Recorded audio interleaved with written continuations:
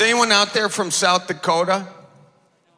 Okay, good. This joke will work. So, I went to Sioux Falls, and I checked into the hotel at Sioux Falls, and when I checked in, I got upgraded to a suite. Now, I'm not trying to brag. It was Sioux Falls, South Dakota on a Wednesday night. No one was using it, all right? And by it, I mean the city. It was dead. Anyways, I was so excited to have my own hotel suite, because you gotta remember, I mean, I'm Midwest cheap. I grew up 1 of 12 kids. I grew up sleeping in a 3-tiered bunk bed system. I had 2 people peeing on me every night. So to be able to sprawl out in my own bed and not worry about my brother in the other room pointing an airsoft gun through the crack of the door at my nipple, there's something so nice about that. But my excitement for having my own hotel suite went away as soon as I walked in the door. Because as soon as I walked in, there were these 2 TVs playing the worst menu screen music you have ever heard in your life. It was like...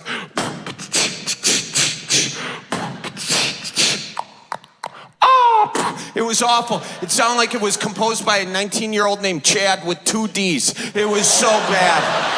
And I was like, I gotta turn these TVs off. And I can't find the remote control. And the longer I'm going without being able to find the remote control, I can just slowly feel it happening. I can feel myself turning into my dad. And I knew the exact moment it happened because I stopped calling it a remote control and I started calling it a clicker. You bet your ass.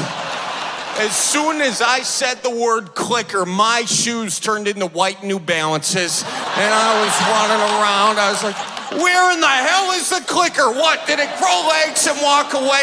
You know, if it was a snake, it would have bit me in the ass by now. And hey, who turned the heat up? If you're cold, put a sweater on. Hold the damn flashlight straight. Do you know how expensive kids are? You could have been a Maserati towing a bass boat. How'd I do, Dad? Did I do good on that one? All right. There we go. Perfect impression. Now look, here's what a sober person would have done in this moment. A sober person would have called the front desk. The front desk would have told them where the clicker is. It would have been done.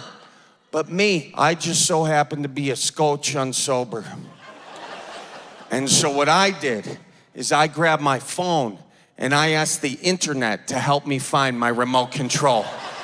And as I zoomed in on the TV, I could see right in front of me the whole time was my remote control, except it wasn't a physical remote control. It was a QR code on the TV screen, and that QR code I would use on my phone, and my phone would be, what was wrong with a remote control? Because here's the thing about posting a video image of a QR code. That is the remote control to your television set onto the World Wide Web. Somebody out there is going to purchase you a pornographic film. Because I was dead asleep and then all of a sudden I awoke to Debbie Does Dubuque right in my bedroom. I look over to my living room at that TV, and there's Debbie riding John Deere. At this point, I did call the front desk. I says, lady, I turned my TV into sexual touch tunes. You gotta help me. There was this one time that my Grandma Sue's here tonight. Where's my Grandma Sue at? Oh, she's right there. There she is. Hey, Grandma. There was this one time my Grandma Sue's dentures broke, and she asked my Grandpa Bob to take him to the dentist. My Grandpa Bob did not take him to the dentist. He took those dentures to the basement to fix them with a drill like a medieval orthodontist. My Grandma Sue was so pissed, she was screaming at him, Mom, will you get back up here when I'm goddamn dentures? What's the matter with you? She had to go to the garage to kidnap his tackle box and use it as a bargaining chip because this turned into a hostage situation. She was just holding his bucktails over the garbage disposal. I dare you! I dare you! My Grandpa Bobby passed away a few years ago, but that's what keeps the memories alive. You know, like there was a tornado in Fond du Lac. All of Fond du Lac's crap was in my grandparents' yard. And we were going up there to help clean up, and there was a grill from a Weber and a grill from a Chevy. There was siding, there was roofing, there were these lawn chairs that flew in from the 80s somehow. And I was like, Grandpa Bob, this is terrible. And he goes, terrible? No. Why go to Goodwill when Goodwill go to you? And we picked all that crap up and we moved it right into my grandpa's garage. Now, my grandpa's garage, he had 2 of everything you never need. Cracked 5-gallon buckets, empty cans of WD-40, 2 paintbrushes hanging from the rafters so the 2 cars didn't hit the 2 broken lawnmowers. He had 2 things of C batteries. Who has C batteries anymore? A guy with 2 broken Billy Basses, that's who. He had 2 of everything you never need. His garage was like Noah's Ark, except this was all the stuff God wanted to drown.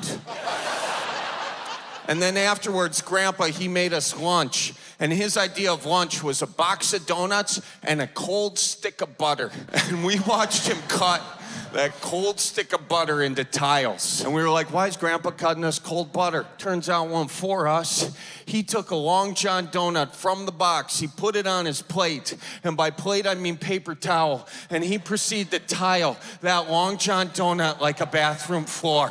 And then he cracked a beer, and he put pepper in the beer. And he said, I can't put salt and an egg in here anymore. The doctor says it's not good for my health.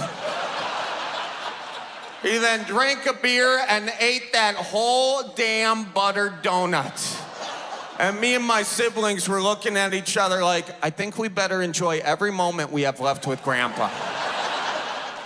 My Grandpa Bobby served in Korea, but on my grandpa's flight back from Korea, there was so much turbulence that he never flew again. And we were all like, Grandpa, you can fly now. It is safe. Are you afraid of dying? And he said, oh no. I'm not afraid of dying. No, when it's your time to go, the good Lord will take you, because it's your time to go. But when it's the pilot's time to go, I'm not going to be in that goddamn airplane. Let's see here. I'm one of 12 kids. Oh my gosh, yeah. I'm mass produced. That's Andy, Charlie, Billy, Betsy, Maggie, Eddie, Mary, Kate, John, Owen, Norbert, Janelli, Frank. Yeah, guys, 12 kids is so many kids. I just said 13 names and you said, ow! Yeah? It's a lot of kids. Now, when you're 1 of 12 kids, people got questions. They got questions naturally so, you know? Are you Catholic? Are you Mormon? Are you homeschooled? Yes, all 3, actually. I'm kidding. I wasn't homeschooled. So anyway, where am I going with this? Yeah, so we're a big family. We weren't the most well-behaved kids in the world, I'll be honest with you, okay? But that's okay, because as a Catholic, you learn that God doesn't give you anything you can't handle, okay? But then again, God only had 1 kid, I'm just saying, okay? And I'm just gonna go out on a limb and say that Jesus was a pretty easy kid to raise, okay? Like, call me crazy, but I don't think Jesus ever went to the principal's office for punching Brad Dillard in the dick, okay? I don't think it happened, alright? I mean, Jesus' first miracle was turning water into wine just because his mom asked him to. Son of the year, you know?